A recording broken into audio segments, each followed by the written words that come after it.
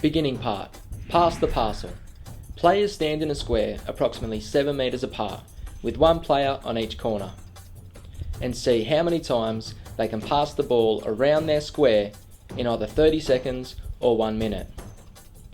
If players are passing the ball in a clockwise direction, they should take the first touch with their left foot and pass with the right. Change direction. So now when players pass anti-clockwise, they take the first touch with their right foot and pass with their left. Players should also aim their pass slightly in front of the next player to make it easier for them to take their first touch with the correct foot. Once teams are comfortable and have had practice passing the ball in both directions around their square, you can step up the challenge by now being the first team to pass a number of balls around their square. Assign a captain for each team and place 3 footballs next to that player. The first team to pass those 3 balls separately around the square and back to the start will win the challenge.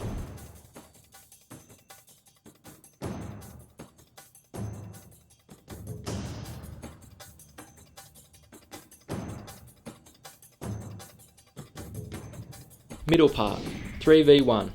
One player goes into the middle of the square and attempts to intercept the passes, while the 3 players on the outside of the square try to count how many passes they can make. Players on the outside of the square can only pass to their left and to their right, playing around the outside of the square and not across the middle of the square diagonally. Remember to change defenders regularly and make the square bigger if the task is too difficult for the passing team.